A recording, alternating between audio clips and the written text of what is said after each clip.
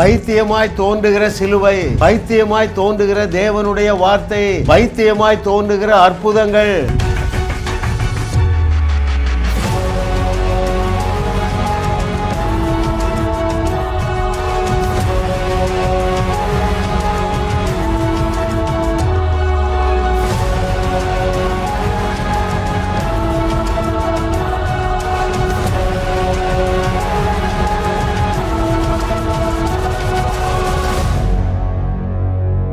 தேவன் நமக்கு கிருபையாய் தந்திருக்கிற அந்த 500 அவருடைய அனந்த ஞானம் என்கிற தலைப்பிலே 340வது செய்தி, பைத்தியம், மேட்னஸ்.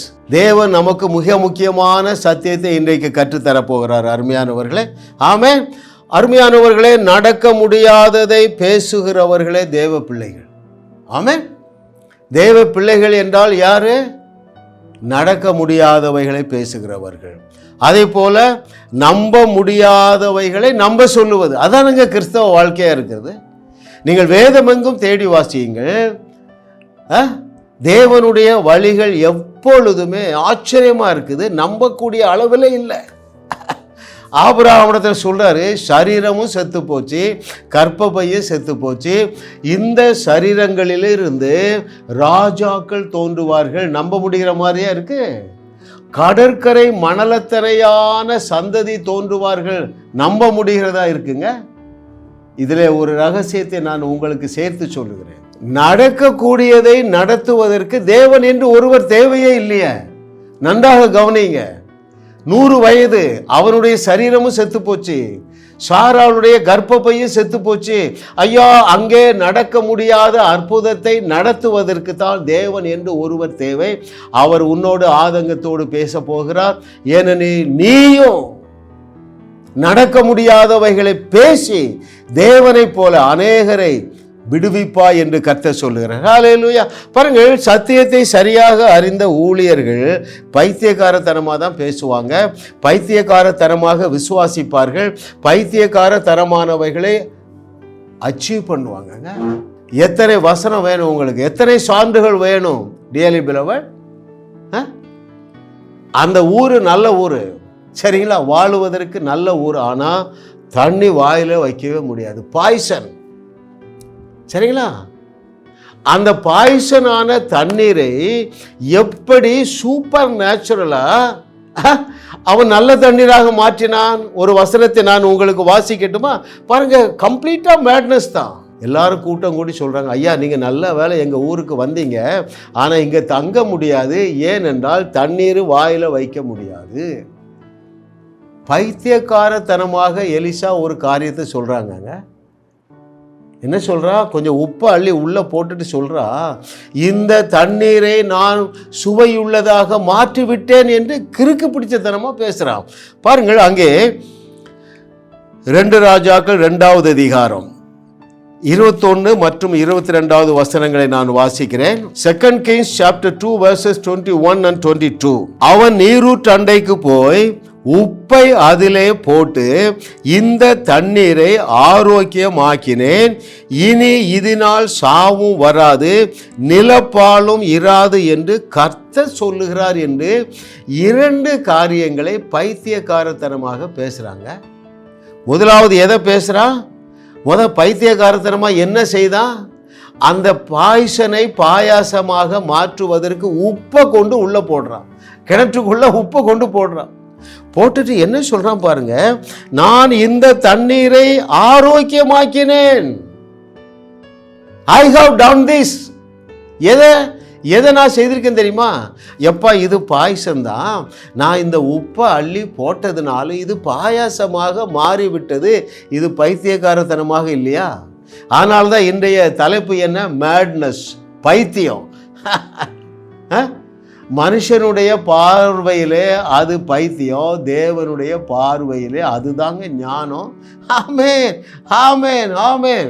ஆமா, நீ முட்டாள் என்று பெயர் பெறவில்லை என்றால் நீ கிறிஸ்தவனே கிடையாதுங்க. ஆமா ஆமா ஆமா ஆமா. ஹல்லேலூயா.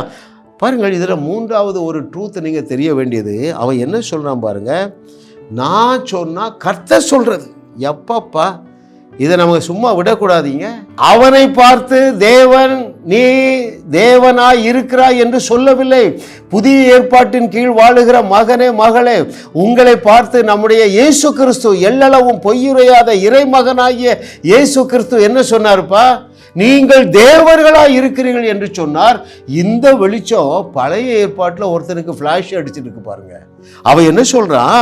கர்த்தர் சொல்லுகிறார் என்றான். 22வது வசனத்திலே எலிசா சொன்ன வார்த்தையின்படியே அந்த தண்ணீர் இந்நாள் வரைக்கும் இருக்கிறபடி ஆரோக்கியமாயிற்று. எத்தனை பேர் கவனிக்கிறீங்க அருமையானவர்களே? மிக முக்கியமான ட்ரூத்துங்க. ஆனா பைத்தியகாரதனமா தான் இருக்கும்.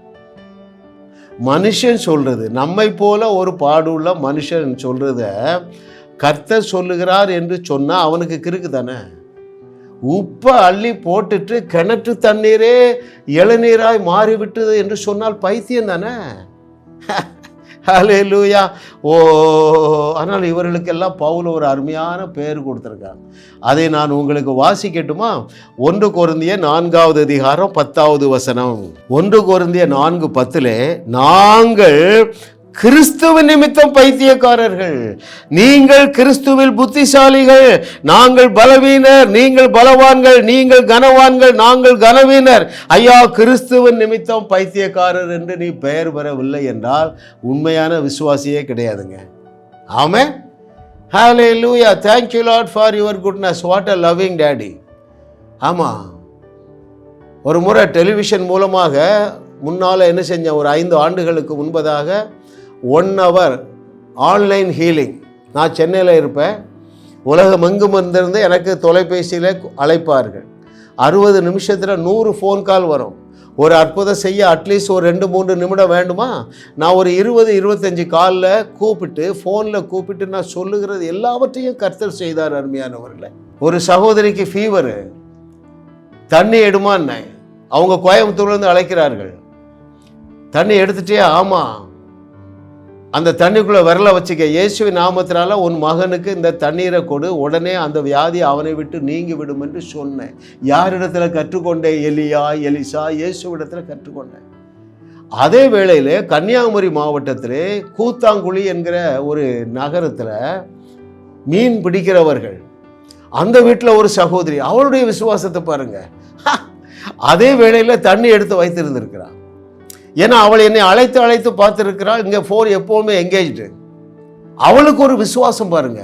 பைத்தியம் அவளுக்கு பிடிச்சிட்டு, நான் சொல்லும் பொழுது தண்ணியை கை வச்சுட்டு ஜோம் பண்ணிட்டு, அவளுடைய கணவன் சொந்த படகு வைத்திருக்கிறார். 6 மாதங்கள் ஒரு மீன் கூட கிடைக்கலங்க.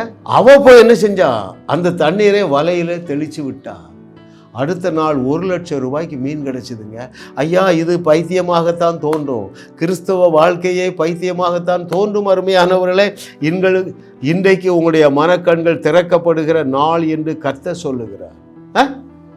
புதிய ஏற்பாட்டில் வாங்கங்க. பவுல் அப்போஸ்தலன் விடிய விடிய பிரசங்கம் பண்றாரு. ஏன்னா விடிய விடிய அற்புதம், யாரும் போற மாதிரி இல்லை. விடிய காலம் 3 மணி ஆயிட்டு, 2வது மாடியிலேருந்து ஒருத்தன் விழுந்து செத்து போயிட்டான். ஐதீகு செத்தே போயிட்டான். இவர் கூலா இருக்கார்.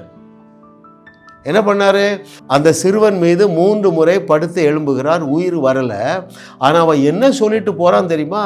இவனுக்குள்ள இந்த ஜீவன் இருக்கிறது என்று பைத்தியக்காரத்தனமாக சொல்லிட்டு போனான். இந்த ஊரை விட்டு வெளியே போகிறான். அந்த தம்பி எழுப்பிட்டாங்க. அது பைத்தியம் தானே? உலகத்தாருக்கு அது பைத்தியம் தானே? நான் இயேசு கிறிஸ்துடைய வார்த்தையை நம்பி சொல்கிறேன். என்ன சொல்கிறேன்? அவர் சொன்னார், நீங்கள் நான் செய்ததையே செய்வீர்கள், இதை விட பெரிய கிரியைகளை செய்வீர்கள். நான் பைத்தியகாரத்தனமாக பாடுறேன்.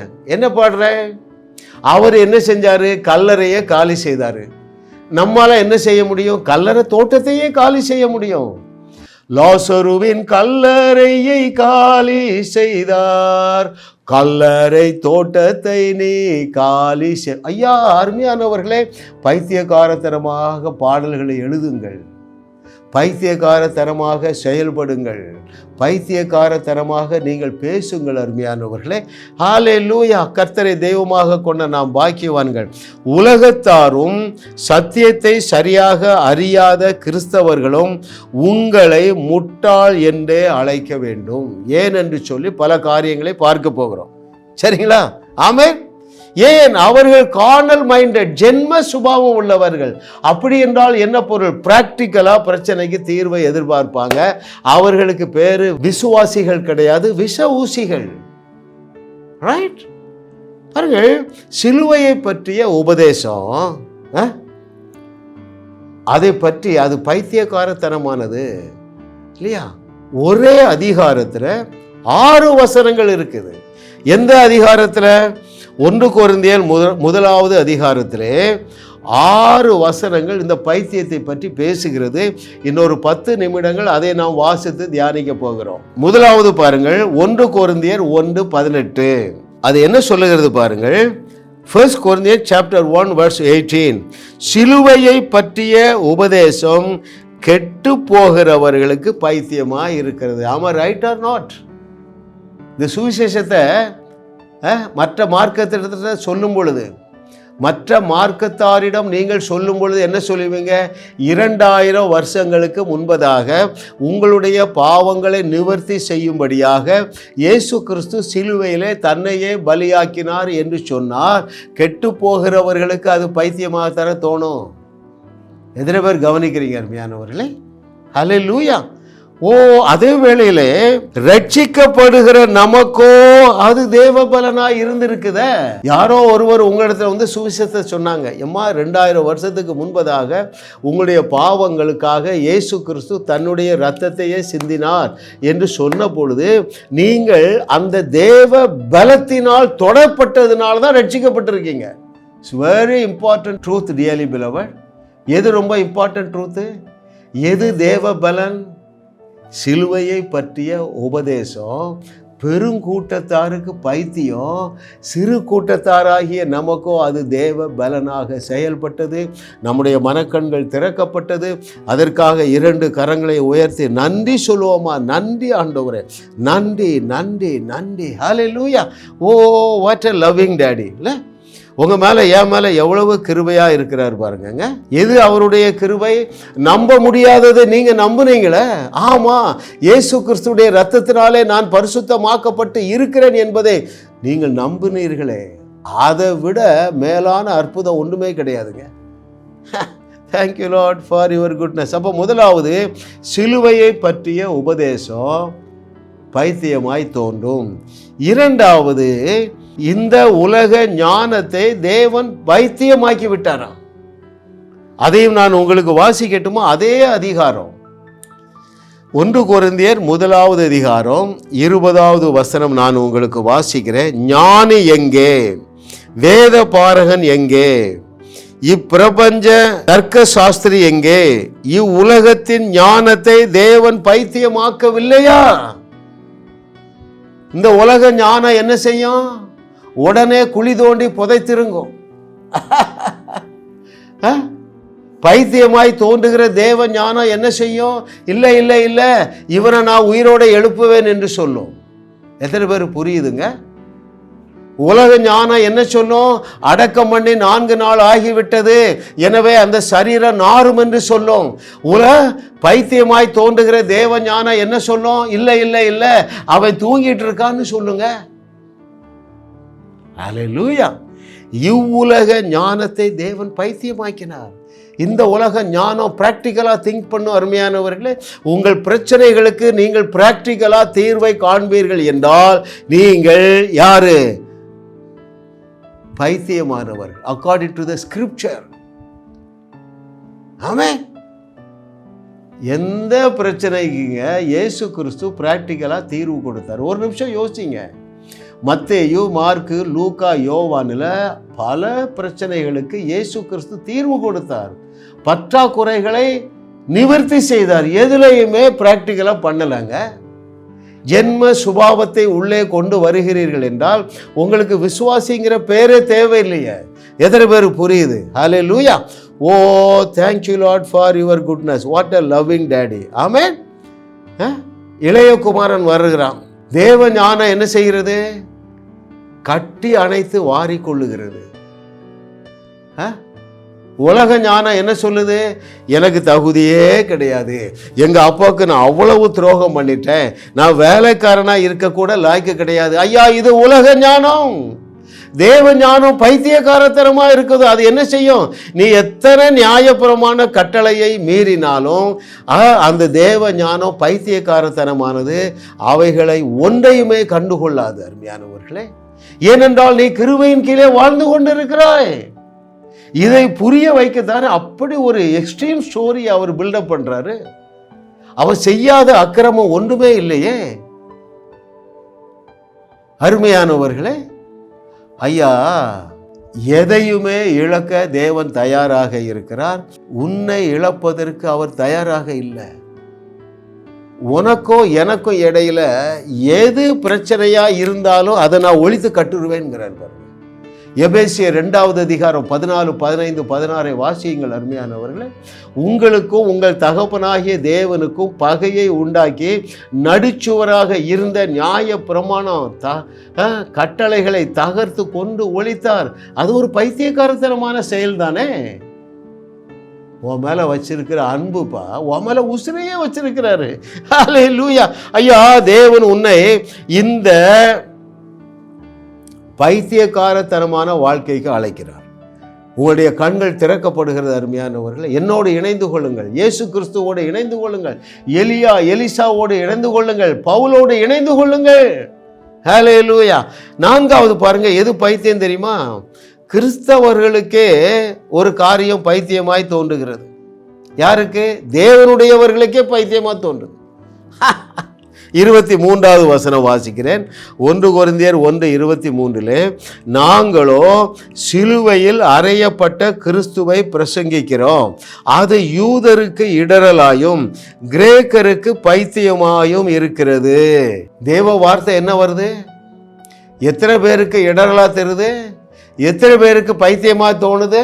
50%, 60% இல்லைங்க, 99.999% பைத்தியமா தெரியுது. எது பைத்தியமா தெரியுது? தேவன் சொன்ன வார்த்தை பைத்தியமா தெரியுது. அவர் என்ன சொல்லி அழைத்தாரு? நீங்கள் கட்டாத பெரிய வசதியான பட்டணங்களை ஆயத்தம் பண்ணி வைத்திருக்கிறேன். 20 லட்சத்துல 19,99,998 பேருக்கு அது பைத்தியமா தோணுது. வேற எது பைத்தியமா தோணுது? நீ நடாத தோப்பு உனக்கு வச்சிருக்கிற பைத்தியம். நீ நிரப்பாத சகல வஸ்துக்களா நிறைந்த வீடுகளை வைத்திருக்கிற யோசுவா காலேப் உங்க 2 பேருக்கு பைத்தியம் பிடிச்சிட்டா? நீ தோண்டாத துறவு வச்சிருக்கிற 2 பேர் நீ இப்படி முட்டாளா பேசிட்டு இருக்கிய. எத்தனை பேர் புரியுதுங்க? ஆமே. இன்னைக்கு அநேக காரியங்கள் கிறிஸ்தவர்களுக்கே பைத்தியமா தோணுது. இதை கேட்டுக்கொண்டு இருக்கிறதுல முக்காவாசி பேருக்கு நான் இப்போ சில வார்த்தையை சொல்ல போறேன், உனக்கு பைத்தியமா தோணும். கிறுக்கு பிடிச்சிருப்பாரு உனக்கு. உன்னை பார்த்து தான் சொன்னாருப்பா, உன்னையும் என்னையும் பார்த்து தான் சொன்னாரு. நீ பாவிகளுடைய பாவங்களை மன்னிக்க உனக்கு அதிகாரம் தந்து இருக்கிறேன் என்று சொன்னா கொஞ்சமாவது நீ சீரியஸா எடுக்கிறியா? உன்னால கூடாத காரியம் ஒன்றுமிராது என்று சொல்லுகிறாரே, அதற்கு ஏதாவது சீரியஸ்னஸ் நீங்க கொடுக்குறீங்களா? நீங்கள் நான் செய்ததை விட பெரிய அற்புதங்களை செய்வீர்கள் என்று சொன்னாரே, சபை அதை சீரியஸா எடுக்குதா? இல்லை, அது ஒரு பைத்தியக்காரத்தனமா ஏதோ இயேசு கிறிஸ்து போற போக்கில் சொல்லிட்டு போயிட்டாருன்னு தானே நினைக்கிறீங்க. ஏன் இவைகளை உங்களால ஏற்றுக்கொள்ள முடியல தெரியுமா? ஜென்ம சுபாவத்தோடு வாழுகிறீங்க. In other words, you think everything practically. தீர்வை நீங்க பிராக்டிக்கலா பாக்குறீங்க. அப்படி பார்க்காதீங்க. ஆதியாகமம் முதல் கடைசி புஸ்தகம் வரைக்கும் வாசிங்க. தேவன் எப்படி தீர்வு கொடுத்தார் என்று பாரு. எல்லாமே சூப்பர் நேச்சுரல் வழிதான். இல்லை என்று நீங்கள் சொல்லுவீர்கள் என்றால் நான் பேசுகிற எல்லாமே உங்களுக்கு பைத்தியக்காரத்தனமாக தெரியும். ஏனென்றால் இயேசுவையே பைத்தியம் பிடித்தவர் என்று தானே சொன்னாங்க. அடுத்தது பாருங்க, எது பைத்தியம் என்றால், தேவனுடைய பைத்தியம் என்பது ரொம்ப ஞானமானதுங்க. செத்தவங்களை எழுப்புறாரு. அது எவ்வளவு பெரிய ஞானம். பட்டினியில சாக போறாங்க 25,000 பேரு. அத்தனை பேருக்கும் அற்புதமாக நான் சாப்பாடு கொடுக்க போறேன்னு சொன்னா அவரை பைத்தியம் தானே சொல்லுவாங்கங்க. ஹல்லேலூயா. ஆனால் அந்த தேவனுடைய பைத்தியம் என்பது எப்படி தெரியுமா? நான் அதை வாசிக்கிறேன். 25வது வசனம், 1 Corinthians 1st chapter verse 25. இந்தபடி தேவனுடைய பைத்தியம் என்னப்படுவது மனுஷருடைய ஞானத்திலும் அதிக ஞானமாய் இருக்கிறது. தேவனுடைய பலவீனம் என்னப்படுவது மனுஷருடைய பலத்திலும் அதிக பலமாய் இருக்கிறது. மனுஷனால காட்டுக்குள்ள ஒரு சிறுவன் சாப்பிடக்கூடிய ஆகாரத்தை 25,000 மடங்காக பெருக்க முடியாது. பட்டினியில் தான் கிடக்கணும். இங்க என்ன சொல்லுகிறார் பாருங்கள், தேவனுடைய பைத்தியம் என்னப்படுவது மனுஷருடைய ஞானத்திலும் அதிக ஞானமாய் இருக்கிறது. சீசன் என்ன சொல்றான்? ஆண்டவரை சீக்கிரம் அனுப்பிடுவோம், வழியில ஜனங்கள் மடிந்து போவார்கள். No no no no no, இங்கேயே சாப்பாடு கொடுப்போங்கிறாரு பாருங்க. நடந்ததா இல்லையா அருமையானவர்களே? ஹல்லேலூயா. Oh thank you lord. நாளைக்கு தேவனுக்கு நன்றி சொல்லுகிறேன். ஏனென்றால் அநேகருடைய கண்களை குருடாக்கி வைத்திருக்கிற செதில்கள் எல்லாம் இப்பொழுது கீழே விழுகிறது என்று கர்த்தர் சொல்லுகிறார். ஆமென். ஹல்லேலூயா. ஆண்டவரே உமக்கு நன்றி அப்பா. Thank you Lord for your goodness. What a loving daddy. Amen. வேதமங்கு இப்படி தாங்க நிறைந்து இருக்கிறது. கடைசியாக பாருங்க, முக்கியமாக நீங்க ஒன்றை தெரிந்து கொள்ளணும். எதை தெரிந்து கொள்ள வேண்டும் தெரியுமா? இதுல தேவனுக்கு ஒரு இன்டென்ஷன் இருக்கு, ஒரு ஆசை இருக்கு. அதை நான் உங்களுக்கு வாசிக்கட்டுமா? ஆண்டோடைய ஆசை என்ன தெரியுமா? பேதைகள், குப்பா சுப்பா இவனெல்லாம் எடுத்து அவனை தகுதிப்படுத்தி எக்யூப் பண்ணி உலகத்தை உழுக்க வேண்டும் என்பது அவருடைய சித்தமாக இருக்கிறது. நீ எந்த கேட்டகரியில் இருக்கிறா? குப்பா சுப்பான்னு நினைக்கிறியா? இழிவாக எண்ணப்படுகிறாயா? உனக்கு படிப்பு வராதா? பைபிள் தெரியாத? அத்தனையும் ப்ளஸ்ஸு ப்ளஸ்ஸு ப்ளஸ்ஸு. ஏன் தெரியுமா?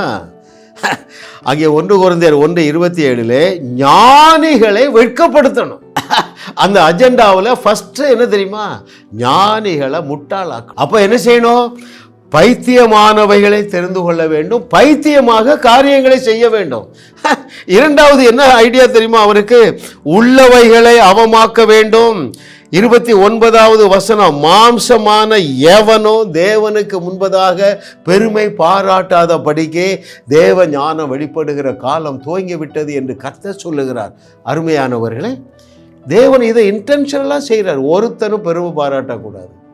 எனவே என்ன செய்யணும்? எனக்கு முட்டாள் தான் வேணுங்கிறார். முட்டாள் என்ன செய்வான்? மார்க் 11:23 எனக்குன்னு ஏற்றுக்கொள்ளும். அதை என்ன சொல்லுகிறது? மலையை பார்த்து பேசினா போதும், பிரச்சனை தீர்ந்துடும். வெரி குட் வெரி குட், நான் பேசுகிறேன், அப்படியே எடுத்துக்கொள்ளுகிறார்கள். அருமையானவர்களே, நம்முடைய செய்தியை கேட்டு உலகத்தில் ஒரு 10 தேசத்தில் உள்ளவர்கள் நம்முடைய லாங் வீடியோஸ், 1/2 hour வீடியோ 100 செய்தியை கேட்டு சகட்டு மேரிக்கு அற்புதம் செய்கிறாங்க. ஏன்? குழந்தையை போல ஏற்றுக்கொள்ளுகிறார்கள். உன்னை நீ ஞானி என்று எண்ணாதே, ஒரு குழந்தையை போல தேவனுடைய வார்த்தையை ஏற்றுக்கொள் மகனே மகளே. ஆமா, இந்த உலகத்து ஞானிகளை வெட்கப்படுத்தும்படியாக நீங்க நினைக்கிறீங்களா? அங்கிள் நாங்களாம் ரொம்ப சாதாரண ஃபேமிலி. உன்னைத்தான் தேவன் தேடுகிறார், உன்னோடு தான் ஸ்பெசிஃபிக்கா பேசிட்டு இருக்கிறாரு. ஆமே, எந்த நல்லவங்களங்க எடுத்தாரு? எந்த ஒழுக்கமானவரை எடுத்தார்? அதிகமாக 2 கேட்டகரியில் உள்ளவங்களை எடுத்திருக்காரு. ஒன்று யார் தெரியுமா? மீன் பிடிக்கிறவங்க, 2வது ஆடு மேய்க்கிறவங்க. இந்த 2 பேரும், இந்த 2 கூட்டத்தாரை போல ஒழுங்கினமானவர்கள் யாருமே இருக்க முடியாதுங்க. 3.5 ஆண்டுகள் பயிற்சி பெற்ற பிறகு பேதையாவே இருக்கான் பேதுரு. இயேசு கிறிஸ்து தேடி போறாரு. நிர்வாணமாக நின்று மீன் பிடித்து கொண்டிருந்தான். அவனை பார்த்து தான் சொன்னாரு, இந்த கல்லின் மேல் என் சபையை கட்டுவேன் என்றான். அவன் தான் செய்தாங்க. தபித்தாளை உயிரோட எழுப்பினான். அவன் தான் செய்தான். என்ன செஞ்சான்? பிறவி சப்பானியை எழுந்து நடக்க செய்தான். ஏன்? பைத்தியமாக தோன்றுகிற தேவ வார்த்தையை அப்படியே எடுத்துக்கிட்டான். எதெல்லாம் எனக்கு எடுத்துக்கிட்டா அந்த பேதையாகிய பேதுரு, என்னாலே இயேசு கிறிஸ்து செய்தவைகளையும் செய்ய முடியும், அதை விட பெரிய அற்புதங்களையும் செய்ய முடியும்னு அப்படியே நம்பிட்டான் பாருங்க. பைத்தியகாரத்தனமா என்ன செஞ்சான்? வியாதியஸ்தர்லாம் படுக்க வச்சிருக்காங்க, இவர் ஜம்முனி போறாரு. நிழல் பட்டு எல்லாரும் சுகமடைந்தார்கள் எழுதியிருக்குங்க. ஹல்லேலூயா. ஐயா, நீ கிறிஸ்துவுக்காக பைத்தியமாகவில்லை என்றால் நீ விசுவாசியே இல்லை, விஷ ஊசி என்பதை ஞாபகத்தில் வைத்துக்கொள். ஜாஸ் மினிஸ்ட்ரி செய்திகள் மூலமாக நீங்கள் ஆசீர்வதிக்கப்பட்டிருக்கிறீர்கள். நீங்கள் இந்த ஊழியத்தோடு கைகோர்க்கும்படியாக உங்களை அழைக்கிறோம். நீங்கள் காணிக்கை விதைக்கக்கூடிய நல்ல நிலமாக ஜாஸ் மினிஸ்ட்ரிஸ் இருக்கிறது. விசுவாசத்தோடு உற்சாகமாக பெருக விதையுங்கள். தேவன் உங்களை 1000 மடங்கு பெருக செய்வார். வாரந்தோறும் சென்னை முகப்பேரில் நடைபெறும் கிங்ஸ் அண்ட் குயின்ஸ் அசம்பிளி ஞாயிறு ஆராதனைக்கு அன்புடன் அழைக்கிறோம். சத்தியத்தை சரியாக அறிந்து வெற்றி வாழ்க்கை வாழுவீர்கள். சென்னையில் உள்ள உங்கள் நண்பர்கள் உறவினர்களையும் 3 மாதங்கள் தொடர்ந்து வரும்படியாக உற்சாகப்படுத்துங்கள். முற்றிலும் ஜெயமான வாழ்க்கை வாழுவார்கள். உங்களையும் வாழ வைத்து உங்கள் மூலம் உலகத்தையும் வாழ வைக்கவே தேவன் எங்களை கிருபையாக அழைத்துள்ளார். விடுதலை பெறவும் சுகத்தை அனுபவிக்கவும் தொலைபேசியில் எங்களோடு தொடர்பு கொள்ளுங்கள். ஜாஸ் மினிஸ்ட்ரிஸ் யூடியூப் சேனலில் தொடர்ந்து செய்திகளை கேளுங்கள். சப்ஸ்கிரைப் செய்யுங்கள். வீடியோக்களை லைக் செய்து பலரோடு பகிர்ந்து கொள்ளுங்கள். அவர்களும் ஆசீர்வதிக்கப்படட்டும்.